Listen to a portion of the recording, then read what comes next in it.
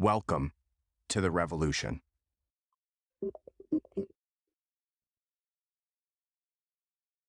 Hello and welcome to Red Pill Revolution. My name is Austin Adams, and today is episode number 37. 37 of the Red Pill Revolution podcast, and I appreciate you listening so much. We have a very interesting episode today. Got some pretty intriguing topics today that we're going to discuss, including Elon Musk denying an affair with Google's co-founder Sergey Brin's wife. That's one we'll touch on. We're also going to talk about the Highland Park shooter being indicted by a grand jury on over 117 total charges. Jim Harbaugh from the University of Michigan, shout out to Jim Harbaugh, Harbaugh, yeah, something like that. Anyways, said that he was willing to raise his players' babies, basically telling them that he said, "Don't get an abortion. I will raise your children for you." We're also going to discuss the world's first named heat wave. We've been talking about this for the last several episodes, where there's been this humongous push recently through the mainstream media to, I don't know, and sensationalize, heat as the next killer pandemic. So find that interesting. So we'll discuss that, read about that article, see what the actual name of that heat wave is going to be.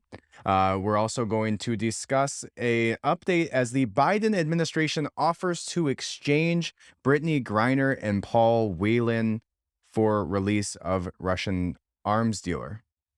That doesn't sound right. Offers to exchange. Yeah, so two people. For one, they want to exchange a Russian arms dealer for a WNBA basketball player who got caught with marijuana. I don't know. Find that one interesting. But all of that and more on today's show. So stick around. I appreciate you so much. And if you're wondering, if you're watching this, why I have this white little, I don't know, eye patch over my eye today, I look like a mix of Nelly and Rocky Balboa. I'm happy to tell you. So stick around and we'll talk about that too. Welcome to the revolution. Welcome to Red Pill Revolution. My name is Austin Adams. Red Pill Revolution started out with me realizing everything that I knew, everything that I believed, everything I interpret about my life is through the lens of the information I was spoon-fed as a child. Religion, politics, history, conspiracies, Hollywood, medicine, money, food, all of it. Everything we know was tactfully written to influence your decisions and your view on reality by those in power. Now, I'm on a mission to retrain and re-educate myself, to find the true reality of what is behind that curtain. And I'm taking your ass with me. Welcome to the revolution.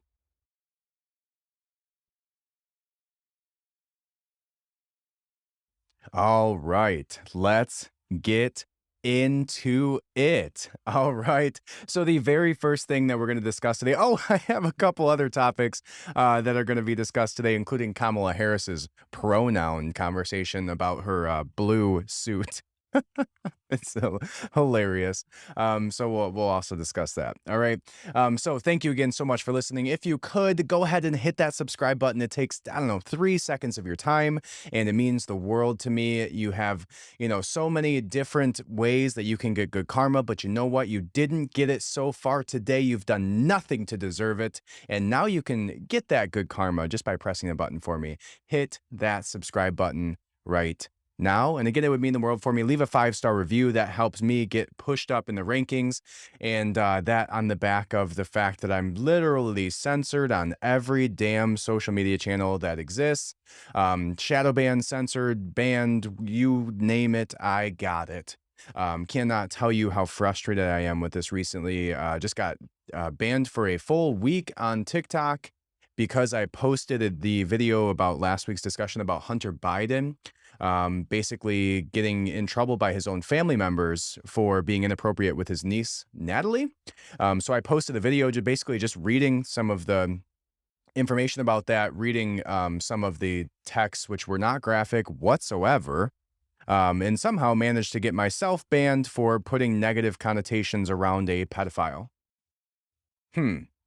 So right now I have very little platforms, if any, to get the word out, and I need you guys to help me out. All right. What I need you to do is if you do see my stuff on Instagram, or if you don't see my stuff on Instagram, go head over to my Instagram. You can search it right at the top of the Instagram search bar, and you need to put in the full name. It's Red Pill Revolt is the username. You have to put in the full thing. They will shadow ban me until you put it in and press the enter button. And then you will see my account with more than 49,000 followers on there, but you can't see it until you press the whole damn thing in there. You'll probably even see my backup before you even see that, which just has 2 T's. But head over there, and it would really, I mean, literally the only way I have right now to get the word out on these things, to speak, up in these times of craziness where somebody gets shadow banned for discussing a president's son who's being accused of being inappropriate with his young underage family members, I get censored for that, right? So I need you guys to help me out. Share my stuff, post it on your story, reshare my videos, do whatever you can to help me get the word out about this. I would appreciate it more than you'd ever know. This is something that I would love, love, love to do as my full-time career. And I was looking to do that by the end of this year. And on the trajectory that I was on, and just a few months into this, was absolutely doable. I got like 50,000 followers in my first 5 months. And then I got shadow banned into oblivion by Instagram, and it killed all of my traction, killed all of my growth. I've literally lost 3% of my followers, have gained 0 over the last 90 days, going on 5 months now since that happened. So again, just a few ways that you can help me out. If you head over to that page, hit the notification button at the top right. You can hit the 3 little dots at the top right, and turn on your notifications for the Red Pill Revolt Instagram page, and that would mean a lot to me. And just share my shit. I appreciate it, like I said. But the very first thing that we're going to jump into today is going to be Elon Musk denying his affair with Google co-founder Sergey Brin's wife.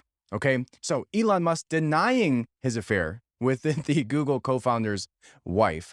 And we'll discuss this because it seems to be like, Elon Musk is shouting disinformation, whereas the Google executive, I'm pretty sure, basically divorced his wife over this.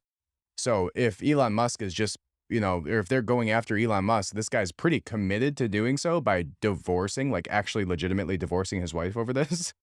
But it goes on to say that Tesla boss Elon Musk has denied having an affair with Nicole Shanahan, the wife of Google co-founder Sergey Brin.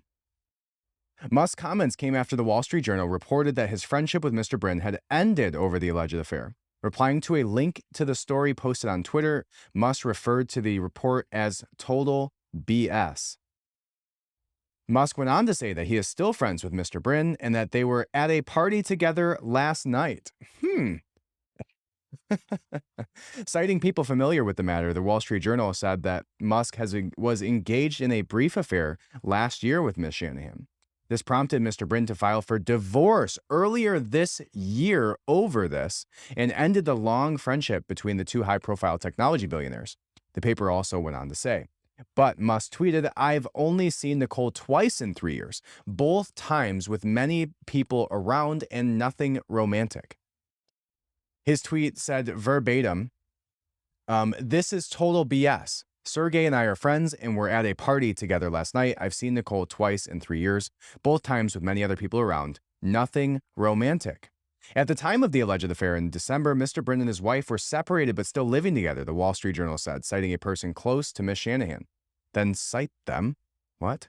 In a separate tweet, Mr. Musk said, "The Wall Street Journal has run so many BS hit pieces on me and Tesla, I've lost count. Even though they have a prenuptial agreement, Mr. Brin and Ms. Shanahan are currently negotiating a divorce settlement, which could be as much as $1 billion. Mrs. Shanahan is a California-based attorney and founder of legal technology company Clear Access IP. and the Baya Echo Foundation. According to her LinkedIn profile, the Baya Echo Foundation is a philanthropic organization that promotes reproductive longevity and equality, criminal justice reform, and a healthy, livable planet. Wow, that is the most vague thing ever. Sounds like money laundering to me. Mr. Musk, who is also the boss of rocket firm SpaceX, is also known for how he operates his many companies, but has also attracted press interest in his private life. So this goes on to show a few other recent articles put out about Musk just in the last 3 months. And it does seem like there's been several hit pieces on Elon Musk over the last 90 days or so leading up to the Twitter buyout. All right, so let's just read through some of these articles, which says that, let's just read on down. What are the Elon Musk headers from this? The news company that I'm looking at here is BBC. All right, the first one is Twitter spent $33 million in 3 months on Musk deal. Tesla sells most of its Bitcoin holdings. That was 6 days ago.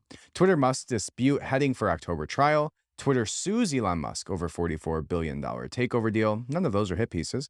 Musk became father of twins last year. Elon Musk's daughter cut ties with her father. And Elon Musk denies sexual misconduct allegations. That was all the way back in May. So, who knows? I could see Elon being a sneaky little bastard, especially knowing that he was in some type of sexual engagement with Amber Heard. If you're willing to do anything with that batshit crazy lady, then you're probably not above, banging your buddy's wife. So it is a strong potential that this has actually happened, in my opinion. But nothing coming out yet that gives us one way or another besides a close, confident informant like they, alluded to on there. But I found that to be interesting. Elon Musk out there doing the dirty deeds against his own friends' wives. Now, I guess we'll have to see what comes of that if there is any further tweets. But time will tell. Who knows? I think Elon Musk is probably, and she's getting $1 billion, right? If she goes from being with Elon Musk to this Google executive, or from this Google executive to Elon Musk, and you get $1 billion while cheating on your husband and screwing, the world's most rich man. I think you're doing well. So this sounds like a lose-lose for both of the men and a win-win for Mrs. Shanahan, or Miss Shanahan now, to clarify. No longer Mrs. But sounds like she won, right? Elon Musk lost, as in this hit story, although maybe he did get some late night shenanigans with the Google co-founder's wife. And the Google co-founder seems to be the loser here because he both got cheated on and will lose $1 billion as a result. All right. Now, the very next thing that we are going to discuss is going to be Jim Harbaugh saying that he is willing to raise his players' babies instead of them getting an abortion. All right. Now, it says that Jim Harbaugh is fiercely against abortion, says that he'd be willing to raise the baby of any of his University of Michigan football players if they had an unplanned pregnancy and the couple decided to have the baby. He went on to say that I've told them the same thing I tell my kids, boys, the girls, same thing I tell our players and our staff members, he said on Saturday. I encourage them to have a pregnancy that wasn't planned, to go through with it. Go through with it, he told ESPN. Let that unborn child be born. And if at the time you don't feel like you can care for it, you don't have the means or wherewithal, then Sarah and I will take the baby, he said. The Wolverines head coach, who signed a $36.7 million extension in February, was the keynote speaker at a recent Right to Life event. Interesting. I didn't know that about him. I don't happen to be a University of Michigan fan, but one of their rivals fans. However, I would say that he just went up in my book, right? To know that he's actually out there, boots on the ground and pushing for some of his beliefs, including, not aborting / killing potential human life. During the abortion speech, 58-year-old Harbaugh spoke about having the courage to let the unborn be born. As for why he chose to speak out about the controversial topic, Jim says, while it may be difficult, it's an incredibly important issue for America.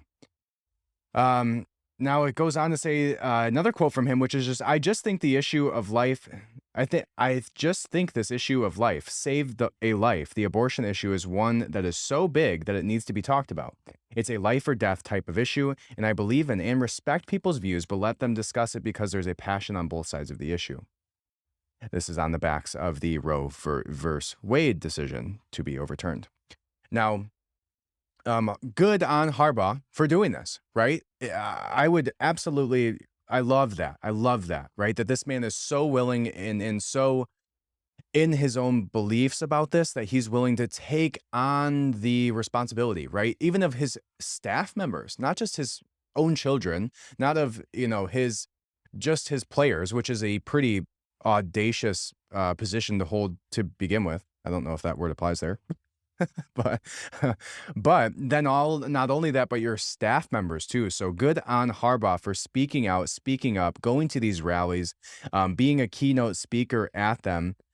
Just looking through some of the pictures of this conversation that he had here, posted by Detroit Catholic in Plymouth, Michigan, in the recent speech.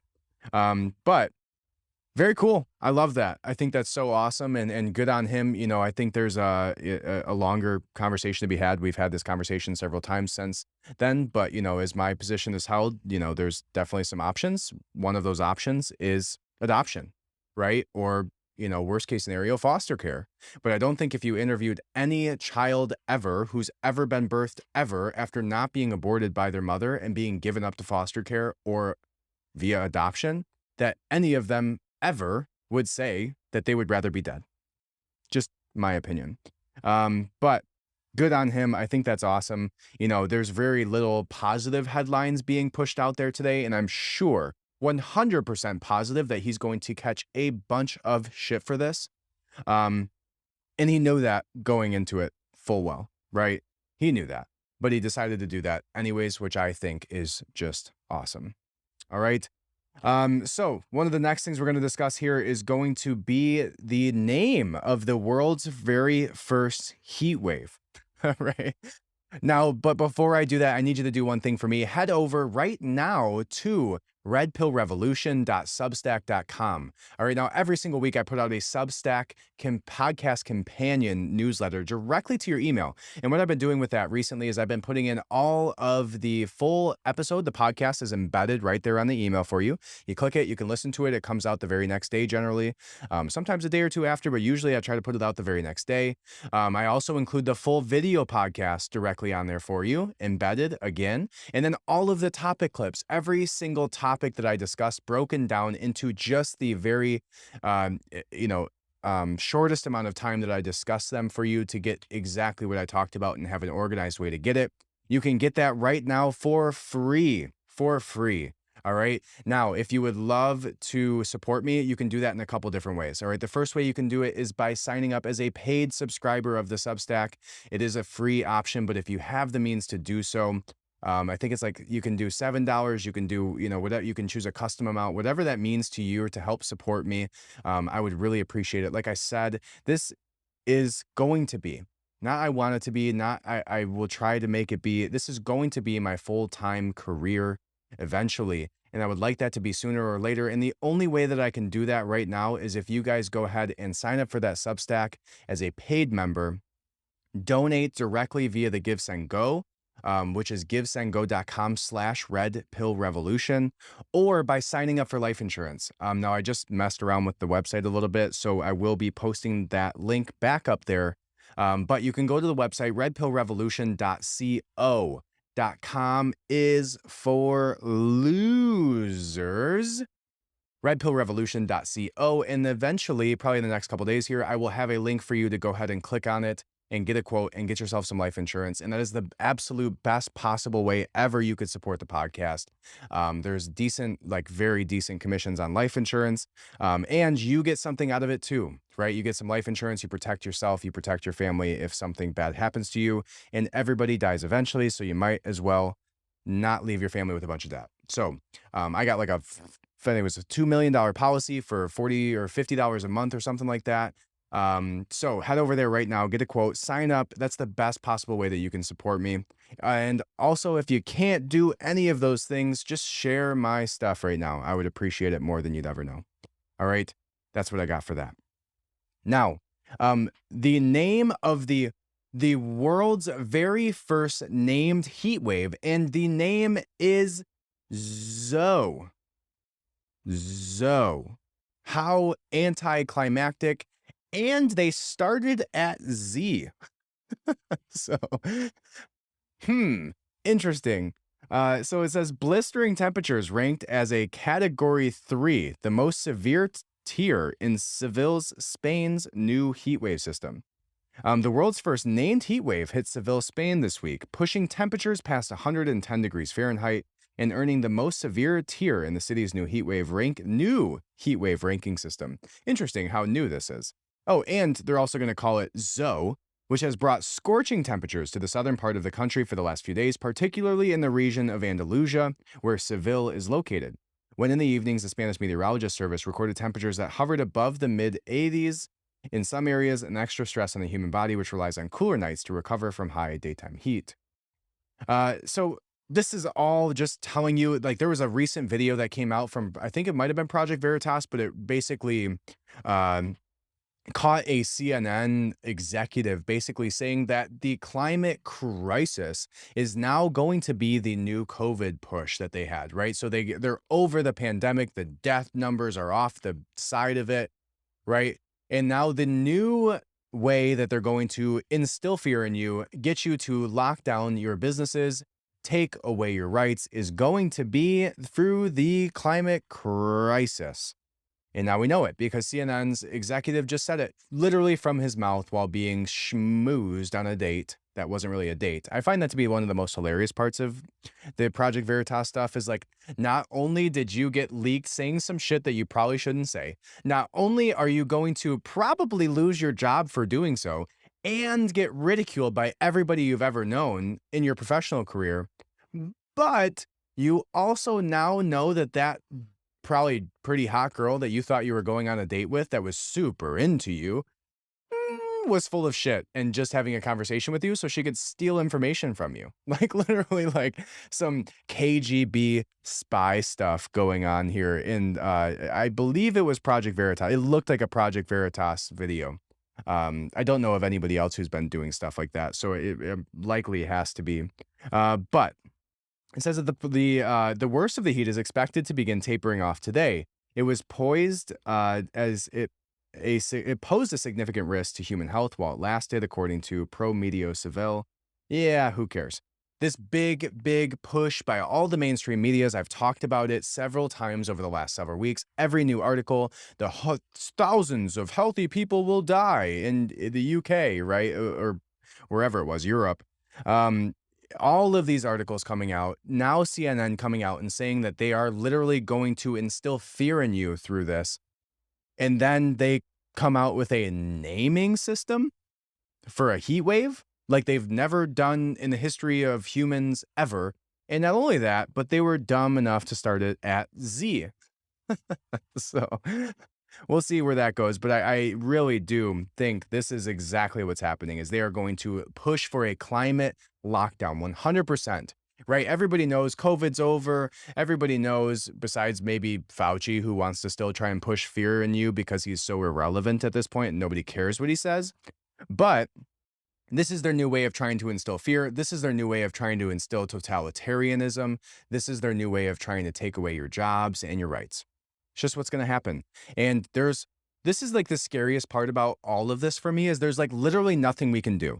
There's not like, I don't know what we can do. Like protests, maybe like gather and get in front of these people. I guess that's the OG way of doing it, right? There's got to be some type of organization that's going to put these things together because there's not even a whisper of these things happening right now. Not even a whisper of anybody at all in the United States of America pushing back against this totalitarianism over the last several years, right? There wasn't like even the trucker rally that was supposed to go on, like just drifted off into the wind like nothing happened. Nobody heard about it. Nobody talked about it. It didn't help with any change at all, right?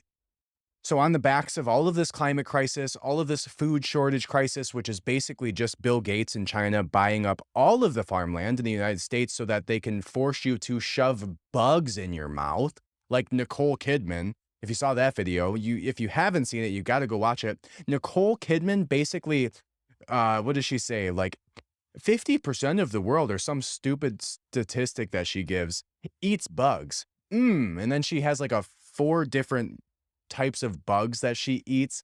It's like this gross mixture of Hollywood and global elites pushing their like next wave of societal shifts that they're going to profit trillions off of. And and I think that's an interesting point too, is like that's the way that when you have billions, when you have hundreds of billions of dollars, you know how you get trillions?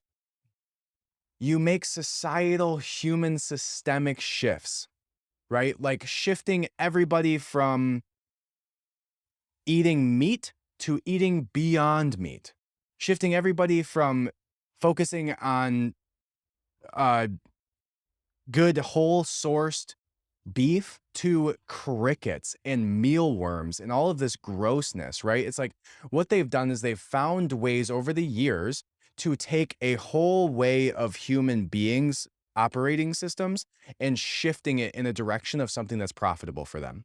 Right. Like we saw it with the pandemic, with the vaccine. We saw it with like this hyper inflated sense of fear that they instilled in people to do so. Here's an example of just the Beyond Meat is such a good example of it. Bill Gates trying to basically shift the whole world from eating literally what was put on this planet for us to consume, just like every human ever has consumed forever. It's not like cow farts all of a sudden are tearing down the ozone. Like cows have been around for a very long time, right? They're not just now, pooping enough to blow up the world, right? It's so stupid. And so you see them make these huge societal shifts, right? These huge, concerted efforts to instill fear in the human psyche enough to make you want to spend your money and wholly shift over to something new. And here's an example that I've used before. It's like if Bill Gates decided that he wanted to take $500 billion and turn it into $5 trillion. What he could do is he would go and he would lobby and he would push through all of the mainstream media that water is now toxic. The water you drink is bad for you. You should stop drinking it, because if you continue doing so, you're going to die. Everybody's going to die. And if you don't stop drinking it, your neighbor's going to hate you. Your friends are going to hate you. You're going to be the most hated person in the world because you're contributing to all these people in the world who are now dying because they're drinking water. And then, after pushing that message for so long, he decides to lobby against all these politicians who are now going to push Gatorade, right? The brand new water that's better than the old water. It's like Gatorade, but better, right? And he's gonna lobby through all the higher up governmental societal positions, and he's going to pay them off. Like I said, 500 billion gets you pretty far with politicians. Pay off all these politicians, right? Pay them off, and now eventually you're going to get these infrastructure bills that are going to be passed to put in new pipings for Gatorade, right? Bill Gates Gatorade that is taking over water.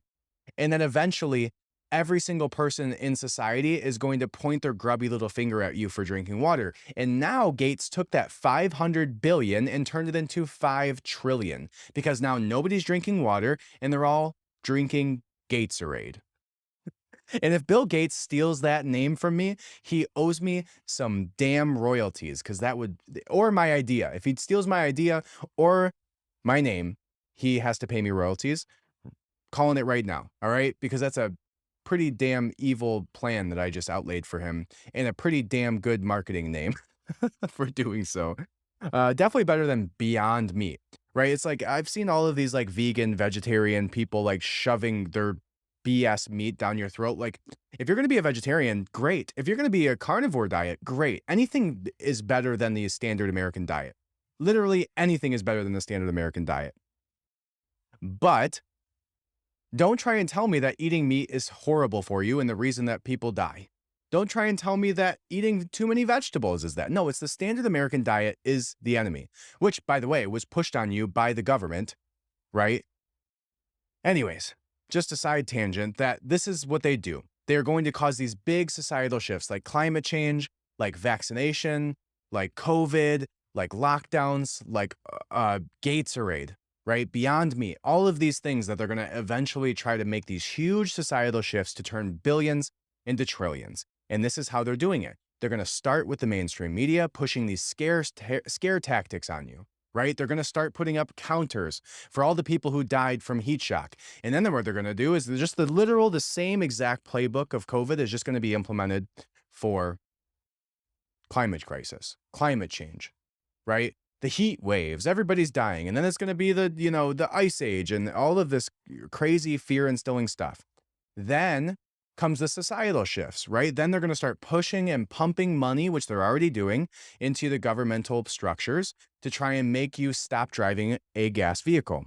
They're going to try to make you stop eating meat. They're going to try to make you stop heating your home with gas. Like all of these things are going to go away. And now they're going to shift you, even though they didn't need to. They're going to shift society from one thing to the next so that they can take an entire industry and plop it back into their wallet and profit trillions off of something that is likely a complete bullshit facade, like we saw with the pumping up of numbers of COVID, with the ages or the death certificates being shifted at the last minute, like the literally murdering people, like mass murder of people by shoving remdesivir down their throat and not giving them access to ivermectin or to, any of the other holistic, monoclonal antibodies, all of these things that were proven to help that they did not allow, right? Just like they're not going to allow you to, they're going to cause these big shifts. They're going to buy up all the farmland and they're not going to allow you to, they're going to cause these like scarcity in meat. And eventually they're hoping that everybody goes to either eat Beyond Meat, which is a 45 ingredient chemical bullshit, or mealworms like Nicole Kidman, right? I wonder how much they paid her for that. I'm sure it was a fair amount of money to eat bugs, right? If you're Nicole Kidman, are you eating bugs? No, unless you're getting paid a shit ton of money, which I'm sure she was. Now, the next thing that we're going to discuss here is going to be the deal that is going down that the Biden administration is willing to trade a convicted Russian arms dealer for a WNBA player who got caught with a marijuana cartridge. That to me doesn't seem like a fair trade. I don't know. So I find this to be interesting. Let's read this article. It says that the Biden administration has offered to exchange a convicted Russian arms trafficker in order to secure the release of 2 Americans in Russian custody. After 2 months of debate, WNBA player Brittany Griner and former U.S. Marine Paul Whelan may be freed if the U.S. offers to release Victor Bout. It says that Bout is starving a 25-year prison sentence. That probably should be serving. Who am I reading this from? The Sun. Yeah, not the, I don't know. Decently legitimate, kind of sensationalist, but I don't think they're starving a 25-year prison sentence. The Sun, if you need an editor, give me a shout. Austin at redpillrevolution.co. Happy to help. Bout is serving a 25-year prison sentence in the States after being convicted by a federal court in 2011 for conspiracy to kill U.S. citizens and officials, and we're trading that for a WNBA player who got caught with weed. We put a substantial proposition on the table weeks ago to facilitate the release, said Secretary of State Anthony Blinken. Blinken added that he plans to speak with Russian Foreign Minister Sergey Lavrov to bring up the proposal. It will be the first time the two have spoken since the Russian invasion of Ukraine in late February. Whelan has been held by Russia for alleged espionage since 2018. Russian authorities said Whelan had confidential documents in his hotel room while he was visiting the country to attend his friend's wedding and was given a 16-year sentence. Whelan has since claimed his arrest was a political stunt, according to ABC News. And he said, the guards call me tourist. He spent 18 months in detention, has been awaiting trial, and said that when he was first arrested, he didn't believe it was even happening. How is this a fair sentence? How is this a fair trade at all? Like, I don't know. I stopped playing Pokemon a long time ago, but I know a bullshit trade when I see one. We're trading a convicted Russian arms dealer who is allegedly conspiring to kill Americans for a WNBA player who took weed into the country. Doesn't seem all that fair to me. Now, if you go back during Trump's presidency, I'm pretty sure it was like Lil Duval or something, right? I'm pretty sure he got him released with like literally no. Oh wait, no, that's not Lil Duval. Lil Duval is a comedian that was recently airlifted to a hospital after a car crash. I don't remember who it was, but Trump basically released a rapper without any negotiations like this, without any trades. He just basically said, "Hey, that's mine. Give it back." And they were like, okay, fine. Right? We're not going to mess with Donald Trump." But what kind of deal is this? What kind of negotiations is that? Maybe you should start a little bit lower than murderous Russian arms dealer for WNBA player who smokes weed. I don't see and on top of that, they threw somebody else in there like it wasn't enough, right? Like, oh wait, no, never mind. That's wrong. They did 2 for 1 the opposite way. Okay, so maybe that's better than what I was thinking. But obviously this isn't a fair trade. It's crazy to me. Now the most crazy, the most ridiculous part about this is that we are literally negotiating with Russia to release for somebody who we know 100% violated their laws and is rightfully being imprisoned for something that we currently have people sitting in jail in the United States for today. Is Joe Biden going to start trading, I don't know, German scientists from the Nazi regime to release, people who are currently in jail for marijuana right now? Probably not. How many people are sitting in jail right now for marijuana charges in the United States? And we're literally negotiating with Russia, with a murderous arms dealer, to get one individual out as a publicity stunt. This is 100% a publicity stunt, right? They're just trying to show that they can negotiate, right? And I would be surprised if at this point Putin does anything. Why would he care to get this arms dealer back? Especially when you can shove it down the United States' throat and go, nope, she was here, had it illegally, it's against the rules. Maybe don't travel with weed to Russia.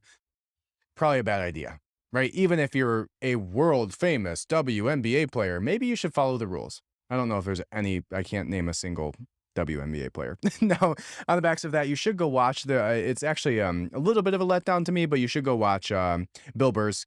It has a special on Netflix. There's some funny parts to it. It takes a minute to get heated up, but there's definitely some good enough jokes that it's worth your time to go watch it.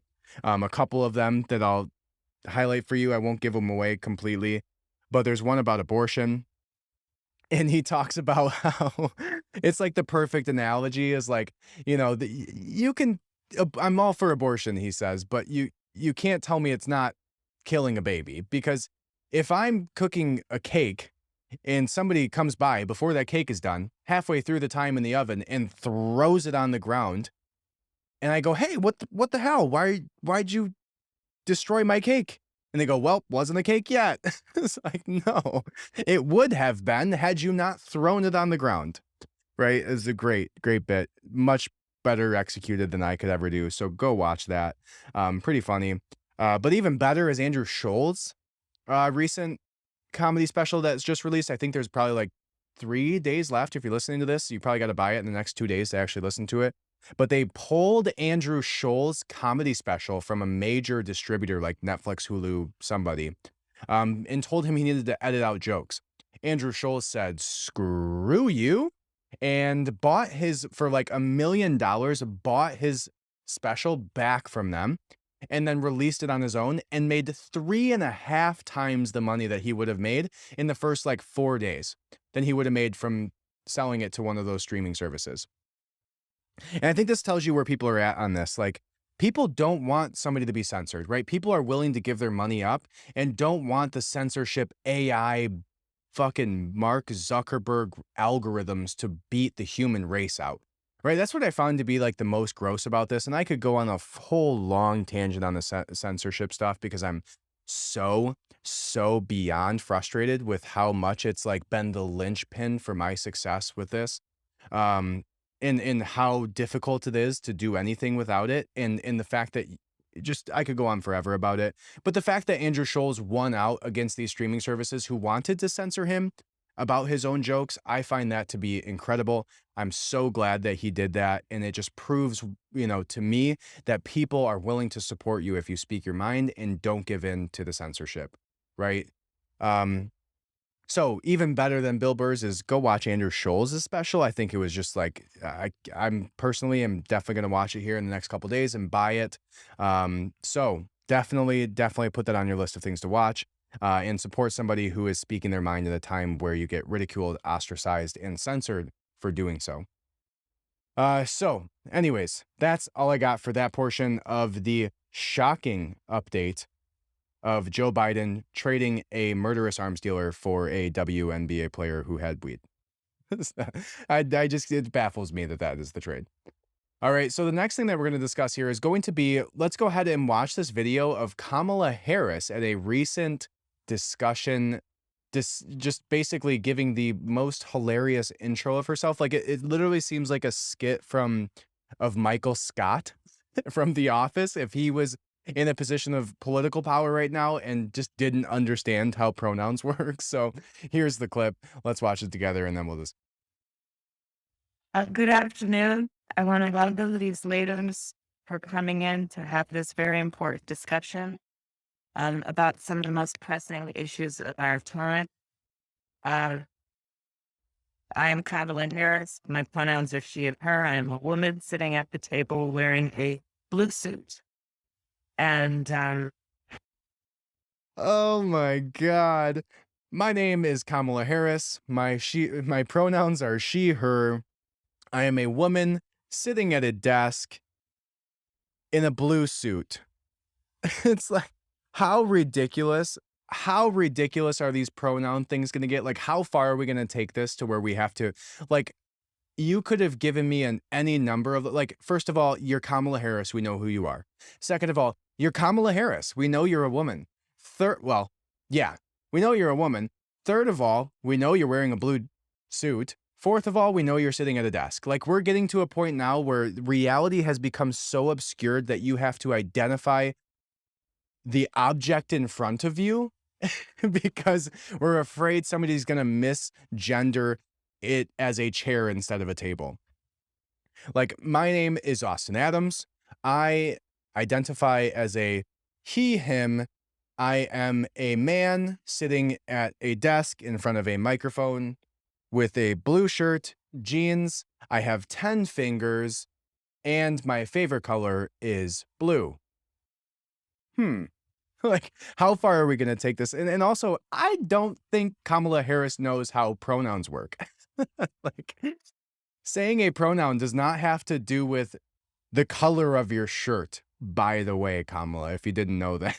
It's like, this clown show of of an administration is just I've yet to see a a single clip of a powerful, like, and I'm thirsty for it. Like, I wish Biden and Kamala Harris would be incredible leaders. I wish the words coming out of their mouth would just run along my ears like the softest of silks.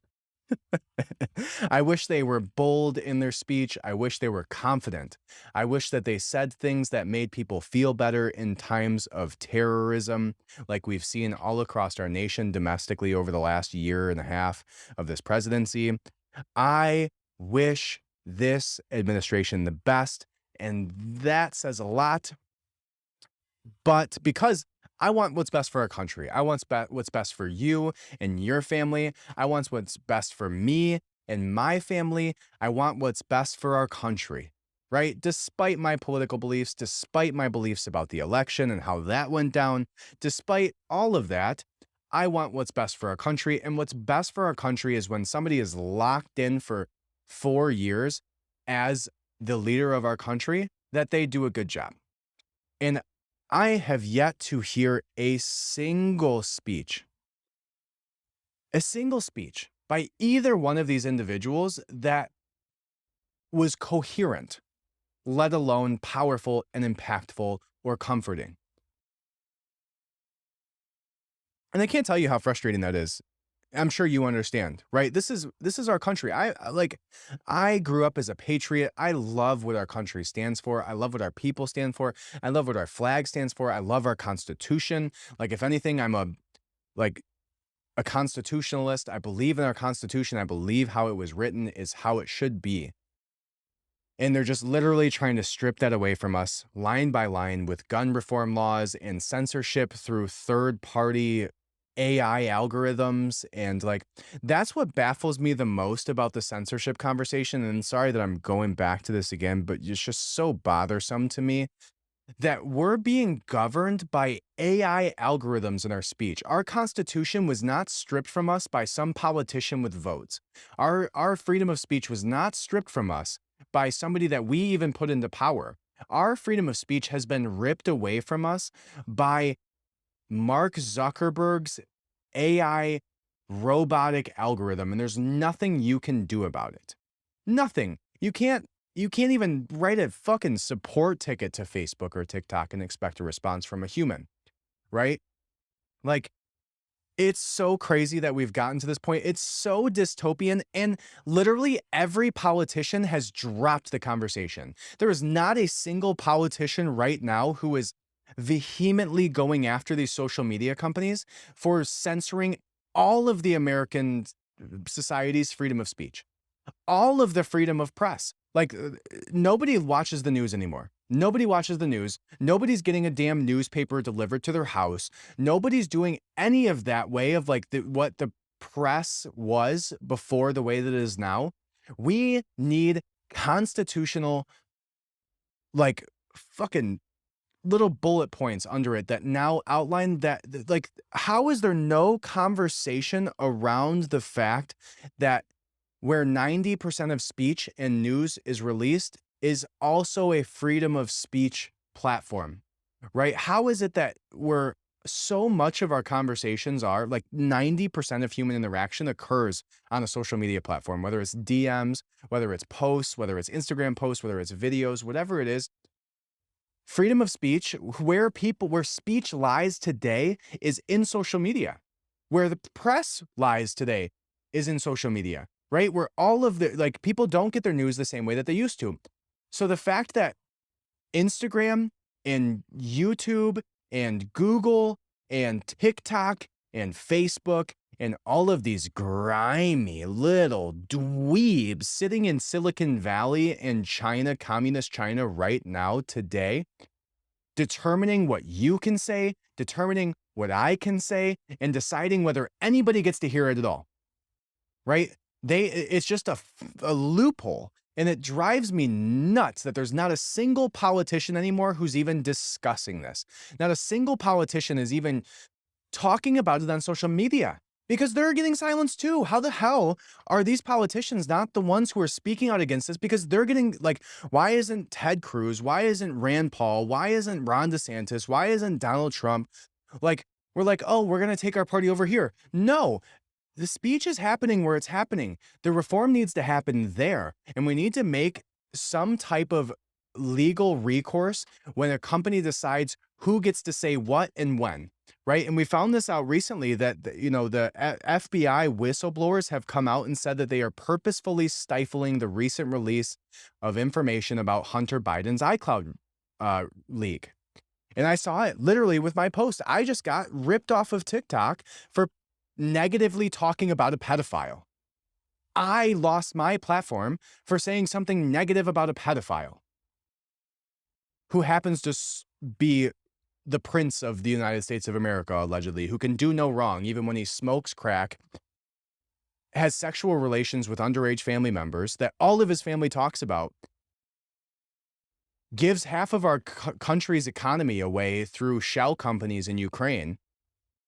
And yet I'm the one that's getting silenced for talking about it. And nobody in politics is currently making any concerted effort that I've heard of recently at all, right? If you think back to like 2 years ago or a year and a half ago, where Ted Cruz was grilling Mark Zuckerberg in front of Congress, like a congressional hearing where he was like the robot with the water and all this weirdness. I don't know. This censorship stuff just drives me nuts. And what drives me nuts even more is the fact that it's the conversation's done. They conceded. They are now allowing freedom of speech to be a thing of the past. Like anybody's buying a newspaper and you're gonna legally stop them. Like it's just a proxy. They're stifling your freedom of speech by proxy through AI algorithms with social media networks. If you don't think the FBI, the CIA, the Department of Justice, the Homeland Security is actively in conversations with these social media platforms to stifle conversations around news stories and topics that they don't want discussed when they don't want them discussed, like the very thing that we saw with Hunter Biden's laptop initially and what we're seeing now today with the iCloud leak, round two, and nobody's talking about it. Nobody's doing anything. No legislation or bills are being written to be passed about it. Nothing. And they've conceded. They threw their hands up and they threw in the damn towel, and they've literally allowed our freedom of speech to be ripped away from us in the last 2.5, 3 years. And we are idly standing by and allowing it. Because what are you going to do? You're going to not use Instagram? And like, if you're not using Instagram to get the word out on something like this, or you're not using Instagram to promote your business, or like, what are you doing there? Because Instagram sucks right now. Instagram sucks right now. Like, you scroll Instagram the way that they just changed everything, and it's like every other post that you have on your timeline now is either sponsored or recommended in some way, and it's all shitty content because their algorithms suck. Go look at your explore page. It's terrible. It's awful. And meanwhile, they're stifling free speech about people saying negative things about pedophiles because that's going to be a protected class, just like all the other, alphabet soup transgender BS. So infuriating. Anyways. So the next video we're going to watch, there's two situations that have come up recently about the shootings that have happened, both the Highland Park shooting and the Uvalde shooting. We're going to discuss that. And so we'll jump right into it. The Highland Park shooter was indicted by the grand jury on 117 counts. All right. So one more time, the Highland Park shooter indicted by a grand jury on 117 counts. The Illinois State Attorney's Office has announced that a grand jury has indicted July 4th Highland Park shooter on 117 separate accounts. Robert, not going to say his name, is being charged with 21 counts of first-degree murder, 3 counts for each child victim killed, 48 counts of attempted murder, 48 counts of aggravated battery with a firearm for each victim who was hit by a bullet or a bullet fragment. In a statement, the state's attorney, Eric Reinhart, said that I want to thank law enforcement and prosecutors who presented evidence to the grand jury today. Our investigation continues, and our victim specialists are working around the clock to support all those affected by the crime that led to 117 felony counts being filed today. And this is just a sensationalist way of going at, like, what are you going to do with 117 counts? If it's 5 of those stick, he's going to jail for life. They're just trying to like sensationalize and get the public eye and spotlight off of them after so many people are pointing at every literal thing that could have went wrong. Every coward who could have been wearing a badge was wearing a badge that day.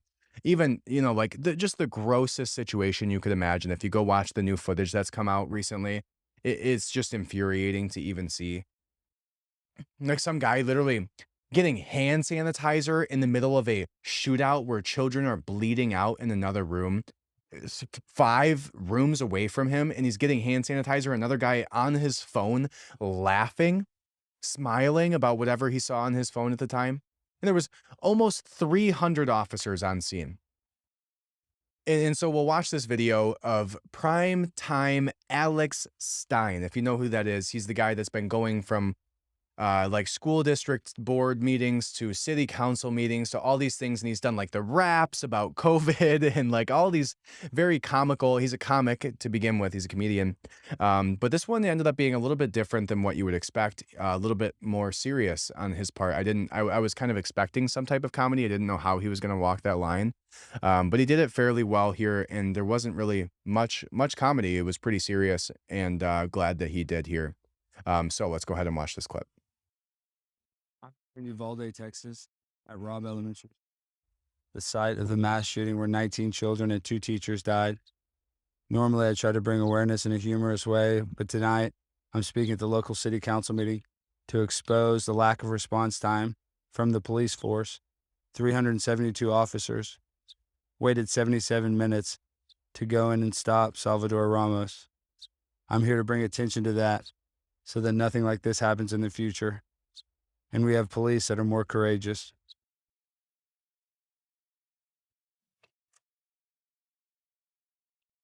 Thank you, Council. My name's Alex Stein, and a lot of times I speak at a lot of city council meetings, and usually I like to use my platform to make people laugh, to expose a lot of the leadership problems that we have.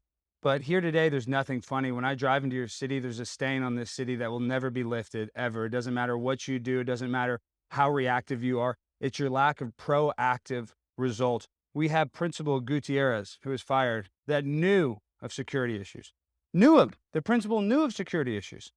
And now 21 people are dead, 19 students. So you can say, oh, well, it's the lack of police force. Well, really, let me go, Chip. Let me use my 3 minutes. Listen, I understand you're not the school district, but this is your city. Are you the leader of this city, Chip? Do you lead this city? You're telling me the city council is not the leaders of this city? Is that what you're telling me? Is that what you're trying to tell me, Chip?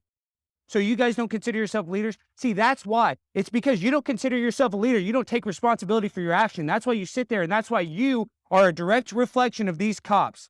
They were cowards. It took them 77 minutes, and you're a coward. You sit there like a coward trying to combat what I'm saying. I'm bringing awareness to your city. You still had the audacity after 21 people died. Chief Arredondo, you swore him in. I don't care that he resigned. You swore him in. You do 2 meetings a month.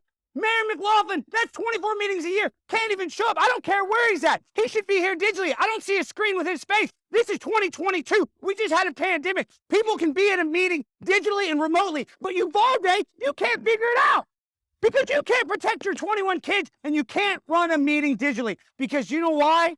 He doth protest too much. You know you're guilty and you feel guilty, and that's why you're yelling. That's why you're combating me, and that's why I'm here to expose you guys. Because we got to hold our leadership responsible for 21 people being dead. Do you realize that? Do you know how many people? I think we all know, and we're all very frustrated with what happened. I know you did not pull the trigger, but it doesn't matter. There is a set of circumstances that a domino effect happened. One domino set off stuff that a kid was able to get through an unlocked door and shoot 21 people. That's pathetic. That's disgusting. And now this is the biggest story in the entire world. And guess what? They're trying to take away the guns from 350 million people because a school couldn't lock a back door, basically. And because of the response time was so disgusting, 77 minutes. I have these pictures. This is not Uvalde. I want you guys to show you this. This is somebody doing hand sanitizer. He's more worried about protecting himself from COVID than protecting the 19 children that were bleeding to death. This is a cop on his phone smiling. There's nothing funny about 19 children bleeding to death on their cell phone saying, I want my mom. And then when their mom tried to run in, what did they do? They stopped the parent from coming in the school. That's pathetic. That's disgusting.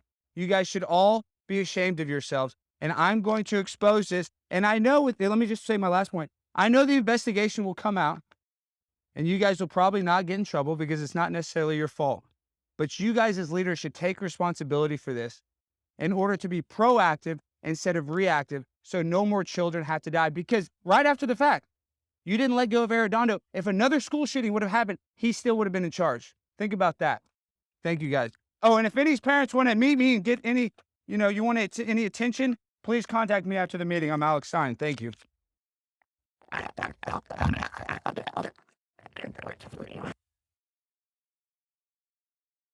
So there you have it. So Primetime Alex Stein, if you don't know who that is, he's a comedian and political commentator.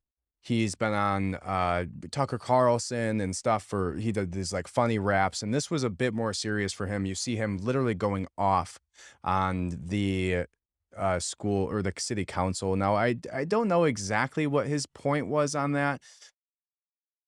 It was kind of a obscure argument where he was just really frustrated and angry at them. It seems like he was mad that the head of the city council wasn't there. And they weren't seemingly taking responsibility, and that the individual that they allowed to be in the position that was there at the time made the wrong call. And this is something that we're seeing come up recently is the fact that it came out recently that I think it was the police chief was struggling to find keys for like 77 minutes or so until they realized that the door was unlocked. Ugh. It's it's so sickening to me being a parent and just cannot imagine the heartache and like if I was a family member or a father or a mother of one of those children, and he even points it out, like the mom was trying to go in there and got stopped and like literally put in handcuffs by police officers for trying to do so to save her children. And there was another police officer who was there whose wife was the teacher who got shot, and he got stopped from going in there when he was walking in there. And looked at his phone and she said that she got shot and texted him. And, he, like, started to walk towards there, like, half-heartedly and got stopped by the other guys who brought him back and, like, just a horrific situation. Now, again, I don't know what's exactly gonna come from something like that, just that, really riled up speech, but God, somebody has to shed a light on it, and I'm glad that Alex Stein did. Um, so those situations to me are just horrific, and all of the new video evidence that's come out, and like almost what was that 300 police officers or even more that were out there at the time that literally did nothing. And it seems like beating a dead horse because everybody knows it, but how do we get to that point where nothing was being done in this situation and there wasn't a single person besides a mom who jumped a fence to go save her children? Just baffles me.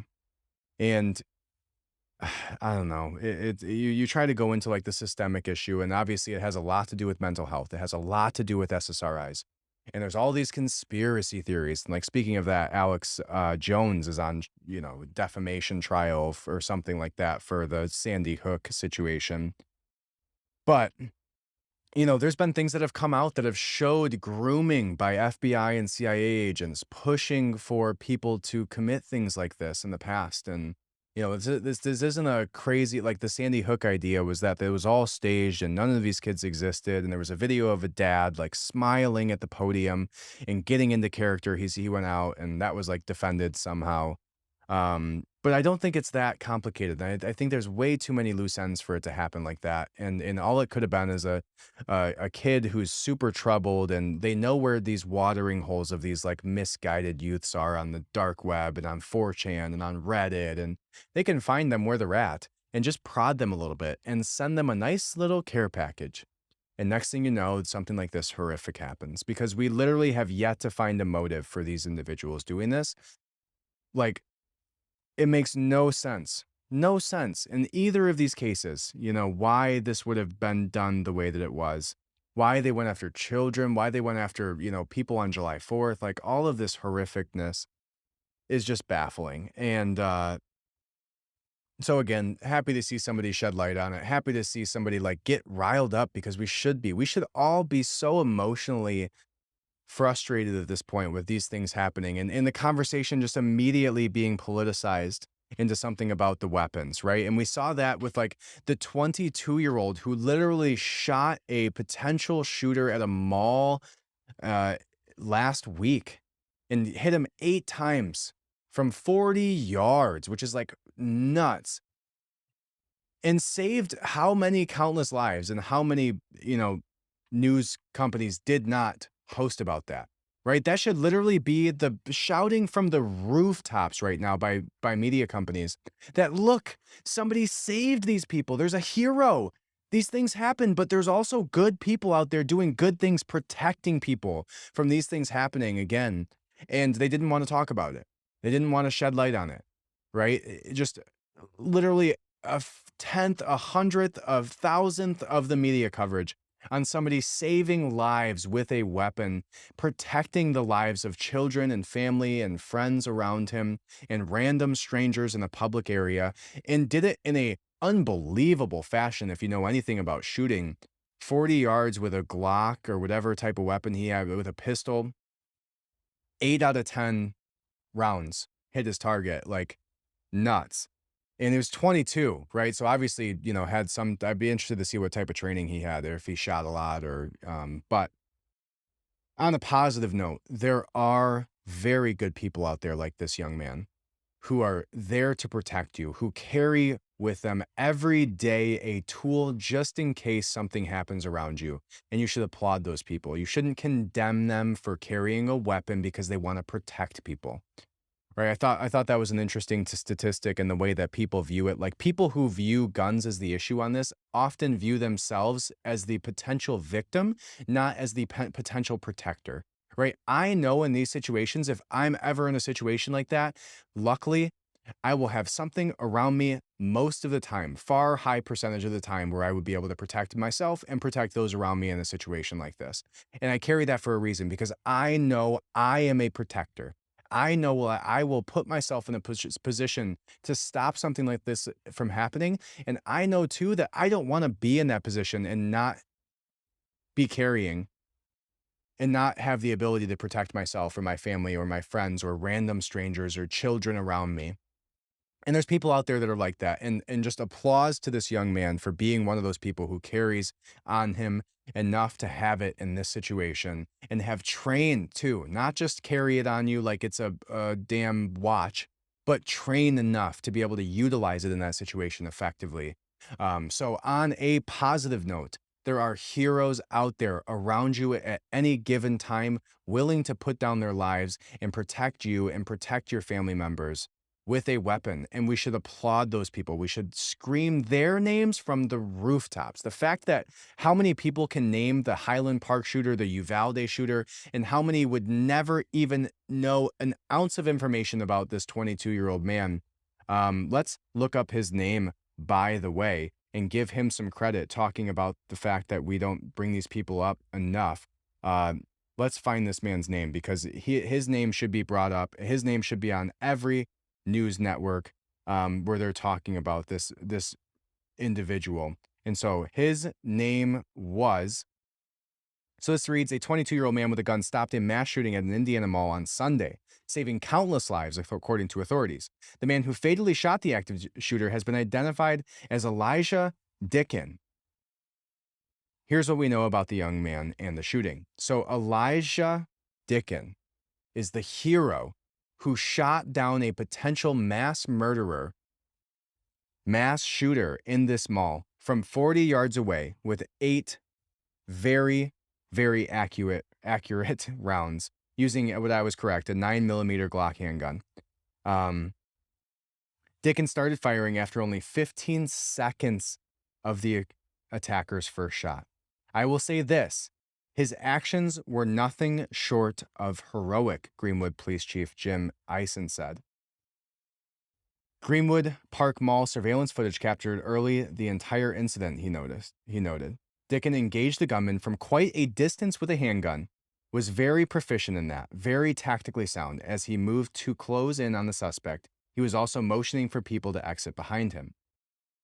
A good guy with a gun, Elijah Dickin, 22 years old, has been cited as the hero who saved lives when he used his concealed carry weapon to stop a mass shooter firing into a crowded food court.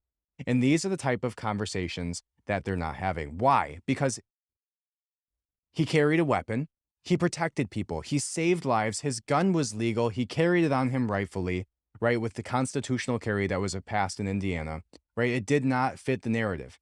Right. And that's why they didn't want it being talked about, because if constitutional carry was around, how many of these potential shootings would have been stopped?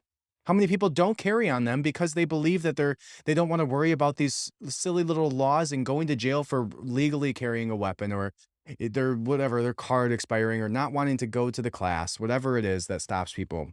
How many lives would be saved? And that's the conversation they don't want us having, is there's heroes out there every single day willing to lay their lives on the line to move towards the shooter in these situations and stop them. With the same thing that you're sitting here trying to condemn and stop people from being able to carry because one dumbass child decides to go after people when they're going to find a gun either way. And we found that with Shinzo Abe's assassin, who assassinated, him in Japan, that he had a literal 2 pieces of metal pipe with duct tape wrapped around it and a piece of wood, and found a way to make his own makeshift weapon and killed somebody with it. So we don't need to eliminate guns completely from the good guys, because there's more guns than there are people out there. And there's a very, very, very small percentage of sick individuals doing these crimes. But on a positive note, Elijah Dickin, you are a hero. Thank you for doing what you did. And more of the mainstream media companies need to be covering this. All right. So again, thank you guys so much for listening today. I appreciate it from the bottom of my heart. I hope you enjoyed the conversation surrounding these things. And go head over to the Substack, redpillrevolution.substack.com. You will get all of the articles, all of the links, all of the videos, the topic videos, the full podcast episode, the video episode, You'll get all of it for free right now. Eventually, we may be moving to a paid Substack only with a preview for everybody. But for now, it's all free. So sign up right now, redpillrevolution.substack.com. Head over to our website and sign up for some life insurance. If you don't see it on the day that this comes out, check a couple days later, because I'm improving the website, changing some things around. If you haven't seen the website, go check it out. I don't know if it's published right now. Like, you'll probably look wonky. You'll probably see like it started with like a yoga blog template. So it's in the middle of construction. Go check it out. It might be funny for you. But anyways, thank you guys so much for listening. Go ahead and hit that subscribe button. Hit that 5-star review button. If you didn't hit the 5-star review button already, if you didn't hit the subscribe button, I forgive you. I forgive you. I forgive you. But I will not forgive you. Right? There's 500, 700, 1,000, thousands of people listening to this right now.